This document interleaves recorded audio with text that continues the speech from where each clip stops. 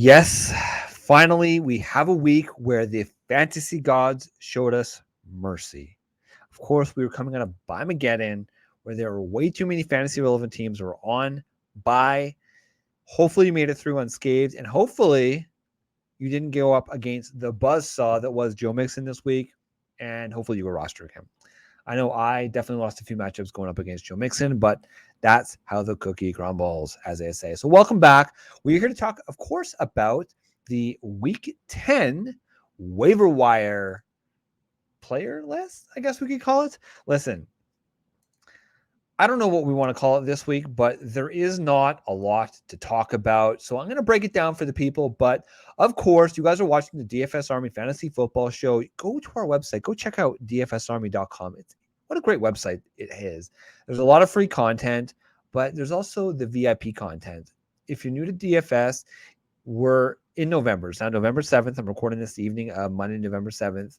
There's a very good chance that if you are, call it 2-7, 3-8, if my math, or no, 2-7, 3-6, you are probably out of the fantasy football playoffs. But there's always DFS. If you're new to it, you want to try a free month on DFS Army, go to dfsarmy.com/free-offer. Follow the instructions and get yourself a free month of DFS Army VIP membership. But let's get into the business, shall we? Let's talk about week 10. This week is a little bit more gentle in terms of bye weeks. We only have 4 teams on bye this week. We got the Baltimore Ravens, the Cincinnati Bengals, the New England Patriots, and the New York Jets.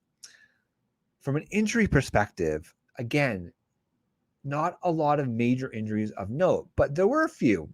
Josh Allen is going to be limited this week with an elbow injury. It doesn't sound like he's going to be missing time. It's going to be more of a maintenance sort of thing, but this is never good when the best quarterback in the league right now, arguably, has a shoulder or has an elbow issue. That's never a good thing. He's just going to have to deal with it. But if you have Josh Allen, we'll talk about it a little bit later, you may want to consider rostering his backup, Case Keenum. Romeo Doubs left the game, the Green Bay game yesterday with an ankle injury. It's not looking good, but I mean, Doubs was somebody that we were reluctant to roster other than as like a wide receiver 3 or even a flex. So hopefully you weren't relying on Doubs, but it doesn't look like he's going to be, well, we have to wait to see what the injuries are going to be, whether or not he'll miss significant time, but not a good thing for Romeo Doubs. Aaron Jones, fortunately, avoided a serious injury this week. It sounded like he wanted to come back in the game, but the coaching staff wanted to be cautious, which I'm glad they were. Get him healthy, get him going next week. If Aaron Jones does happen to miss a time, obviously A.J. Dillon is going to be the clear de facto backup and starting player. He's rostered in too many leagues to talk about on the waiver wire show today, but if you have him, he's going to be a very viable starter if Aaron Jones doesn't go next week. And then finally, Evan Ingram suffered a back injury. So, if you were rostering him, he was somebody that we talked about on the Flex show this week. Just beware that he suffered a back injury. So it's going to be a quick show for the people this week, but there are some notable players that we do want to talk about, we do want to highlight, and let's get going with the running back position. So the first player, back from the dead, baby. Let's call him Lazarus. Jeff Wilson of the Miami Dolphins. Yes, that same Jeff Wilson. So, of course, Christian McCaffrey was traded to the San Francisco 49ers a few weeks back, and he essentially eviscerated any sort of fantasy value that Jeff Wilson presented. But lo and behold, the Miami Dolphins traded for him, and guess what? He walked in and didn't skip a beat. In fact, he had a 49% snap share with in the offense, and he produced both through the air, where he caught the touchdown. He went 3 for 3, caught the touchdown, and on the ground, he averaged 5.67 yards per carry, which actually was better than Raheem Mostert. So Jeff Wilson, for the rest of the season, he's going to be in a timeshare. He's kind of what Chase Edmonds was supposed to be in this offense. But Jeff Wilson, obviously, he's got the history with Mike McDaniel from McDaniel's times in San Francisco. But Wilson's going to be a clear, I wouldn't quite classify him as an RB2 per se, but he's going to be a clear flex play every single week. He's only rostered in 48% of leagues because he was dropped. Go ahead, Go pick him up. I've got a 4% bid in there, but I would, depending on what your running back situation is, I would be willing to bet we're upwards of 4 to 7 to 8% of my fab on Jeff Wilson. Moving on, we got a couple of Denver running backs to talk about. The first one is Latavius Murray. This isn't looking good, okay?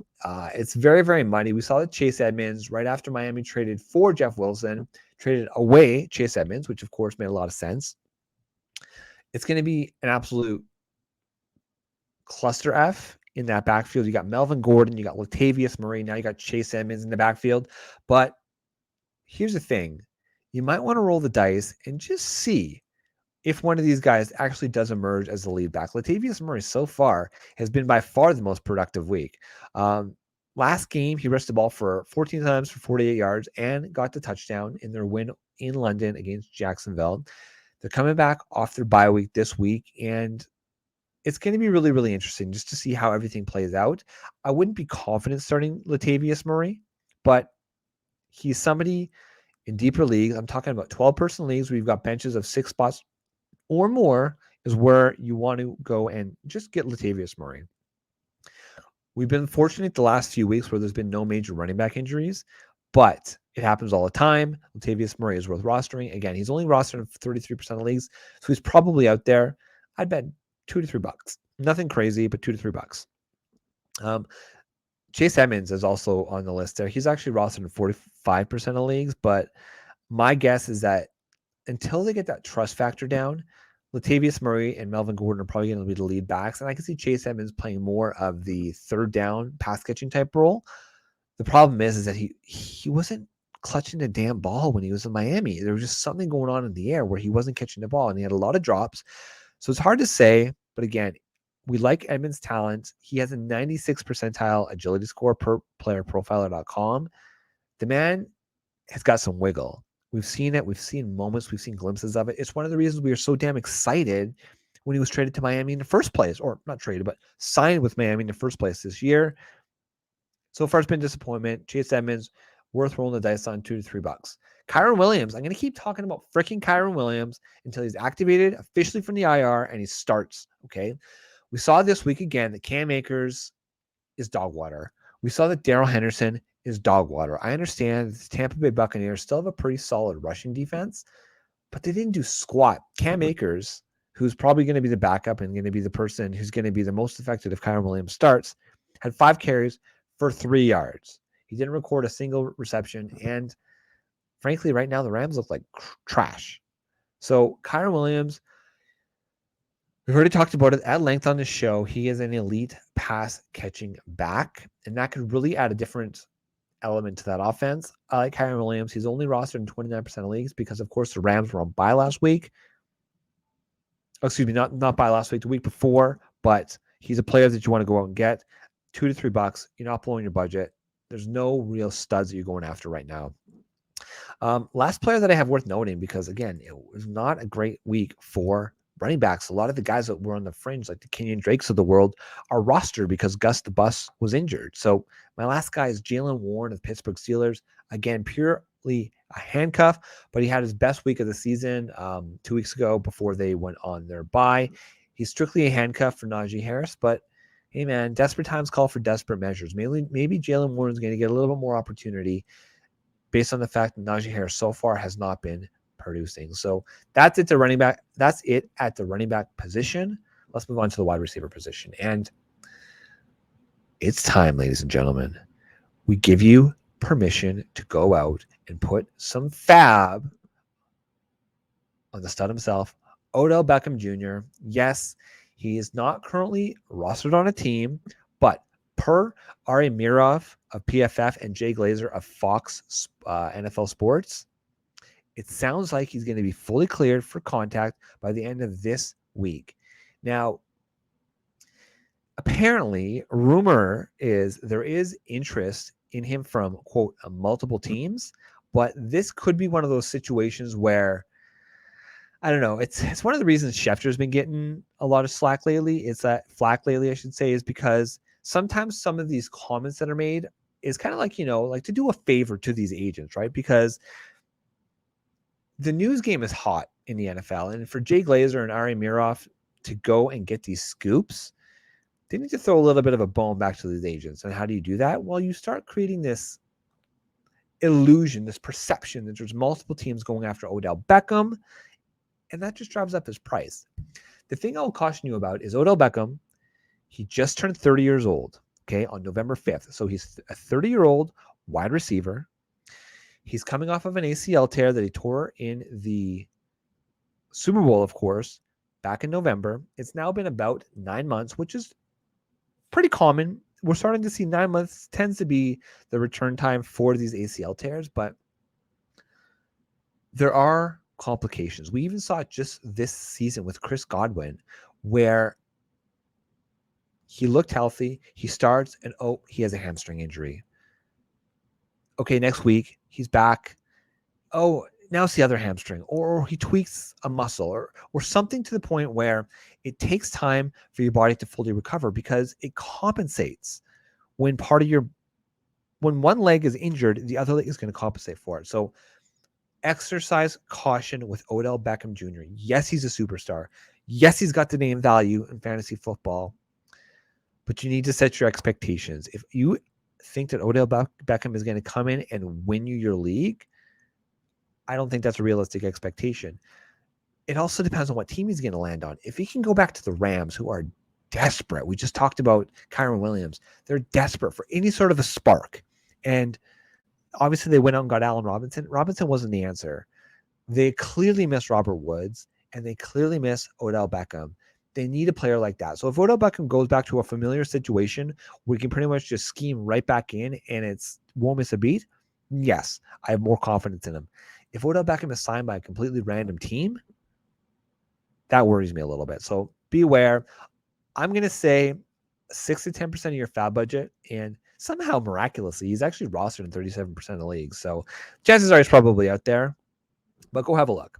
Wan'Dale Robinson, he was higher ownership prior to the bye week, but the New York Giants were on their bye week last week, and now he's only 44% rostered.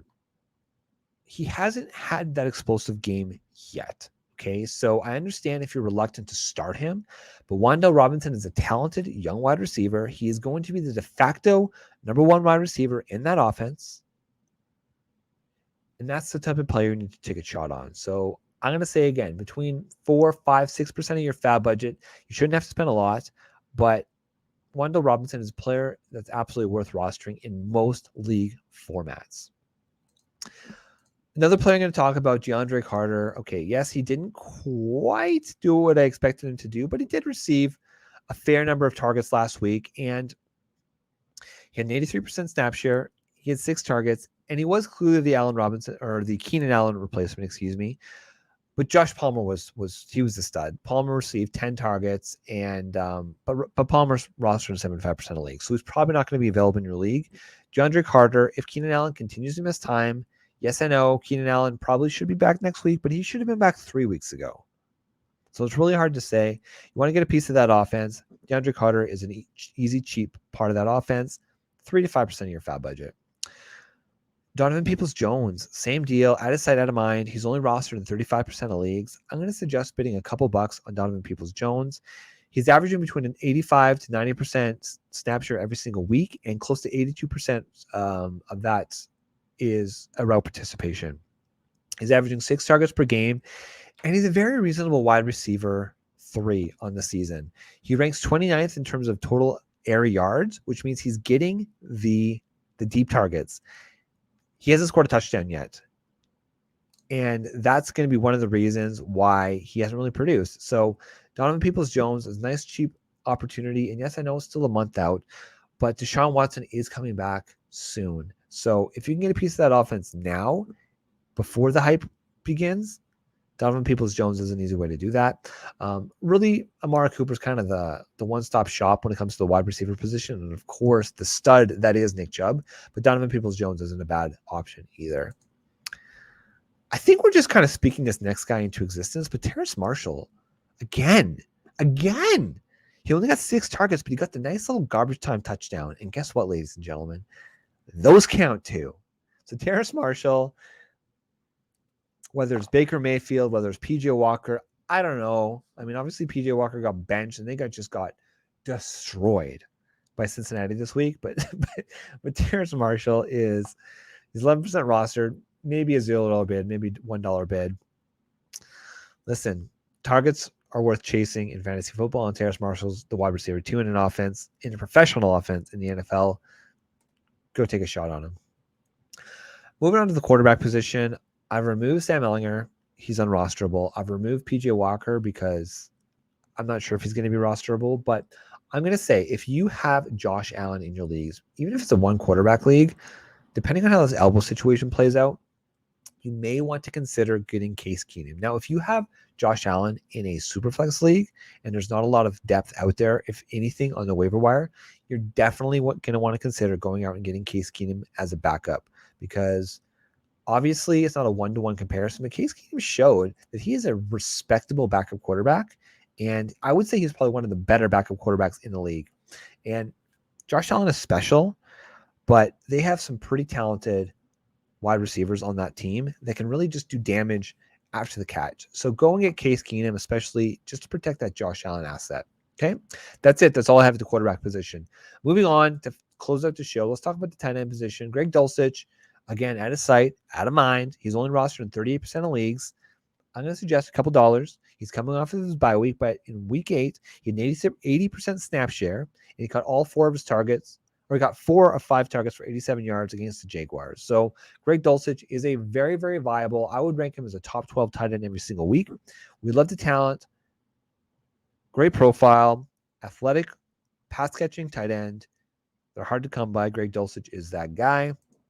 Tyler Conklin and the New York Jets kind of came back down to earth this week. He didn't really do much in the passing game. Of course, 2 weeks ago against the Patriots, he had 2 touchdowns. Now, Tyler Conklin is on his bye in week 10, so you might not need to pick him up this week, but just keep him on your radar, okay? Because the tight end position is a crapshoot, and Tyler Conklin, again, is part of that New York Jets offense. They just beat the Buffalo Bills, ladies and gentlemen. So I don't know what's in the drinking water in New York, in New Jersey, but man, that AFC East is wide open, and Tyler Conklin is a major part of that offense. Yes, he didn't do anything in fantasy this week, but he's going to be a major part of that offense moving forward. And again, we like to see the targets. He's finally getting that target opportunity. So Tyler Conklin worth rostering. A couple more guys, and we're going to get you out of here. Cole Kmet of the Chicago Bears. He's only rostered in 22% of leagues. I'm going to suggest a couple bucks. The Chicago Bears are finally starting to turn it around on offense. And a big part of that is obviously based on the fact that Justin Fields is finally having the confidence to tuck the ball and run. And the Chicago coaching staff is starting to scheme up plays that focus on his skill set. And that is a running quarterback. It's so dangerous, the ability to run. And it really does open up things. And what we're starting to see is that players like Cole Kmet are starting to become fantasy relevant once again. So I like him. He's super cheap. He's only rostered in 22% of leagues. I would say a couple bucks, and he's worth doing. And the thing is that they play Detroit next week, so it could be a great streamer option as well if you're looking for just a streamer tight end position. Finally, Cade Otton of the Buccaneers. He had just over 5 targets last 4 weeks, but he did get the game-winning touchdown against the Rams this week. So Cade Otton is a de facto part of that offense. Listen, okay, this narrative out there that Tom Brady likes to throw the tight end, therefore every other tight end that's not Rob Gronkowski is going to be fantasy relevant. But I can tell you from my experience as a Patriots fan, watching that team intimately, Rob Gronkowski is the reason that Tom Brady likes the tight end position. The man is special, okay? That's obvious. Cade Otton, he's a good tight end. He's getting, like I said, 5 targets a week, which is a good thing. But he's not going to be Rob Gronkowski, okay? So get that expectation out of your head. But again, if you need one of these streaming tight ends, Cade Otton, any given week has just as much an opportunity to get in the end zone because he's getting the targets, because he's a de facto part of that offense. You can go out, get Cade Otton, and start him with confidence if you need him in a pinch. So, ladies and gentlemen, it's been 20 minutes. All killer, no filler for this week's fantasy football show. I said at the top of the show, but if you haven't yet, we're trying to grow this little program, this fantasy football show. So if you're listening on the podcast feed, and I see you people out there, I can see how many people are downloading it. go check out our fantasy football page. Of course, we've got the parent DFS Army main page, but we're trying to go to the fantasy football page. It's where you can go find this YouTube video if you want to go see my handsome face. But if not, we appreciate you listening. We appreciate you watching. We appreciate the support. Go check out dfsarmy.com. A lot of free content out there, or get a VIP membership, or you want to try a month for free trial. Good luck in week 10, and cross our fingers that the waiver wire remains slow. Why? Because that means there's no more injuries. So good luck. Let's get it done, ladies and gentlemen. Rock and roll, baby.